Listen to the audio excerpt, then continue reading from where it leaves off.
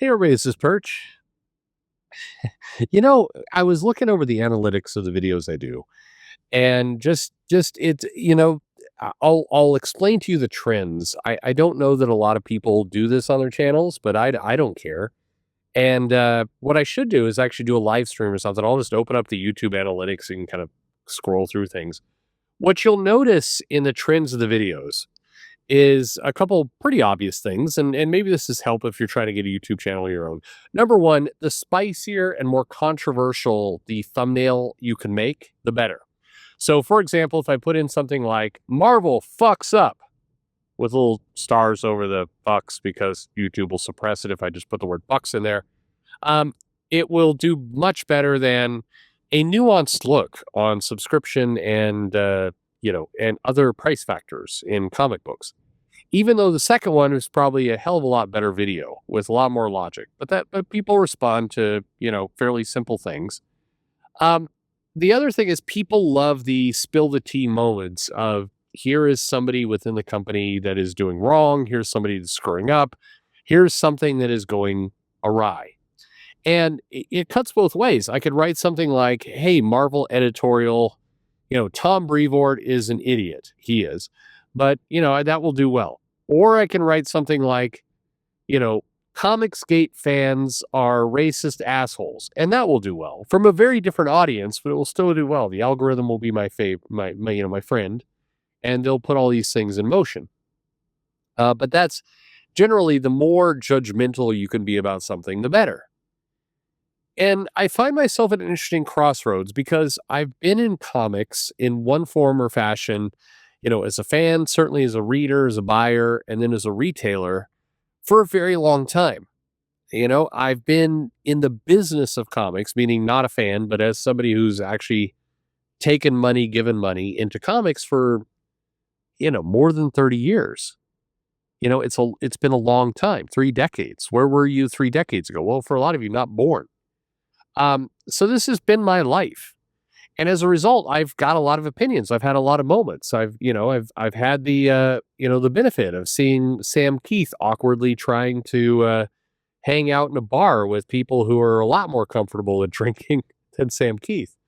I've had the pleasure of sitting in a Q&A for Sean Gordon Murphy while he's taking questions for people, and me wondering if I should get up and ask a question and and and interrupt the whole proceedings as he recognizes me from the audience.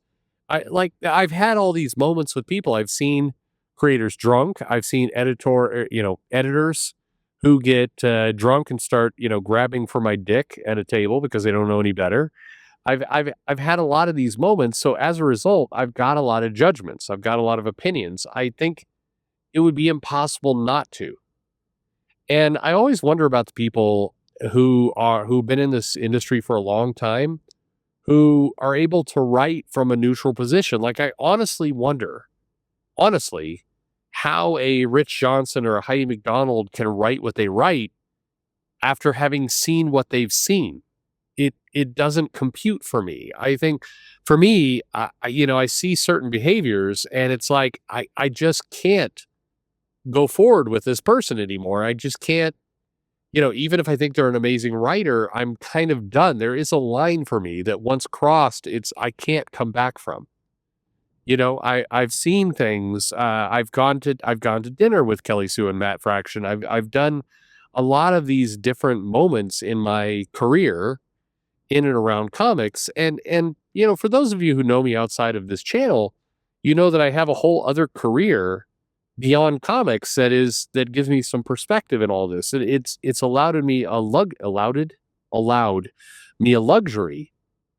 of being able to, see this whole comics thing as a fan, as a business person, as somebody from a adjacent business, and be able to triangulate all these things.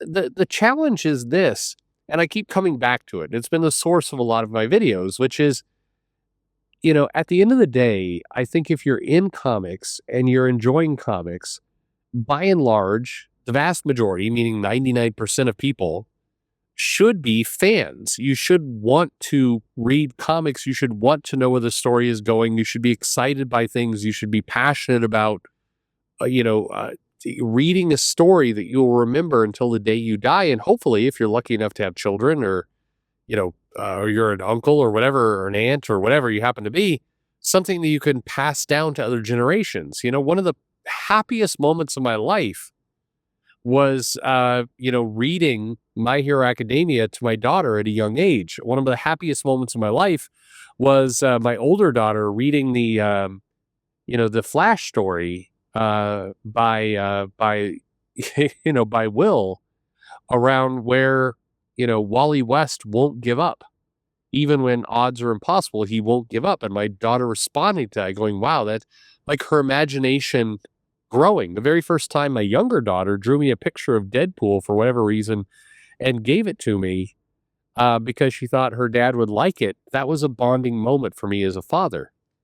And so I think comics need to sit in that zone, and always they should, which is why I'm fairly allergic to the arguments of, one indie creator against another indie creator, or is Eric July a dick, or whatever people are saying, or all that stuff. It's why when people have gone all in on, Heather Ontos is a bitch who doesn't belong in comics, my general passion and my feeling on that is, yeah, I mean, as an editor, I think she has a sacred responsibility, and I mean the word sacred, to try and produce great work and create these memories. And when she's off, tweeting in some kind of dumbass feud, she's screwing that up. At the same time, I feel like the people who are really against her should have some perspective and go, this person doesn't matter to comics. And the faster we make her irrelevant, the better.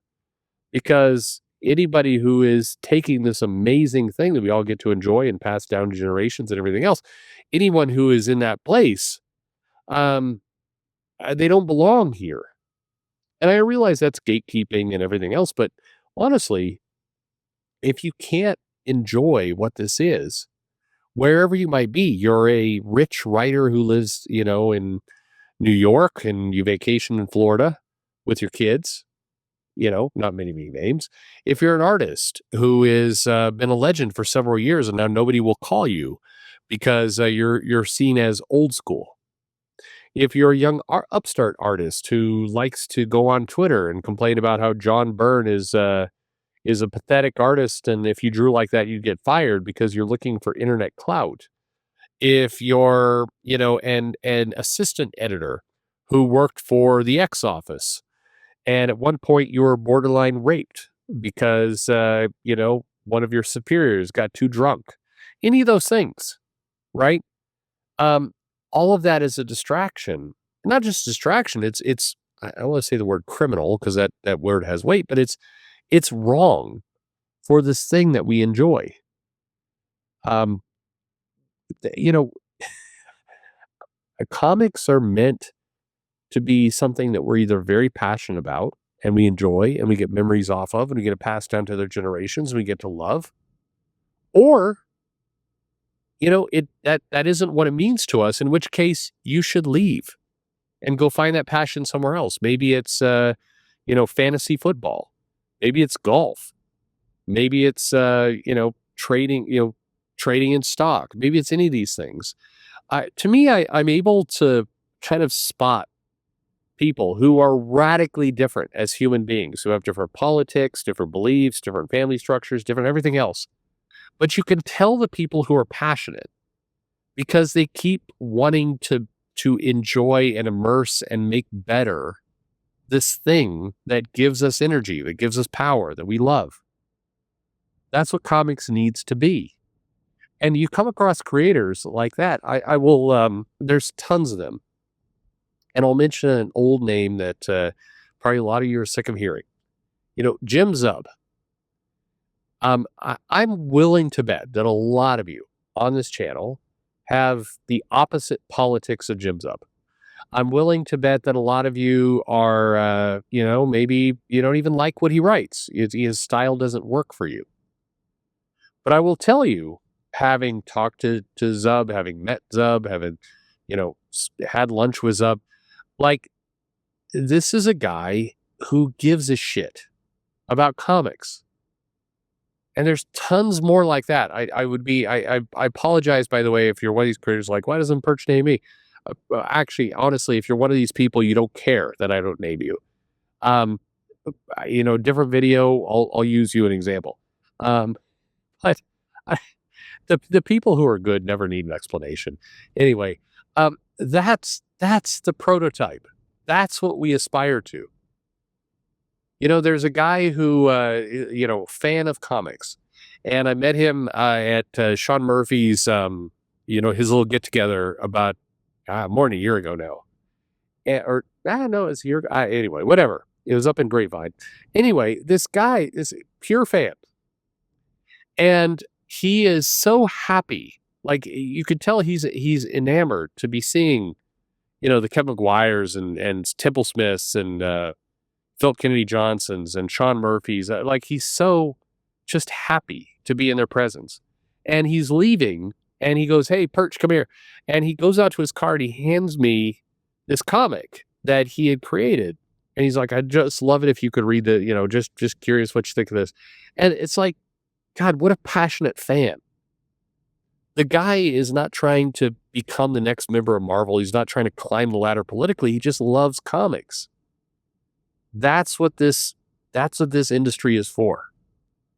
And I guess we need more union and more collaboration between those people, because you can listen to a ton of videos about how people hate you and just various internet bullshit, which is people just trying to get clicks.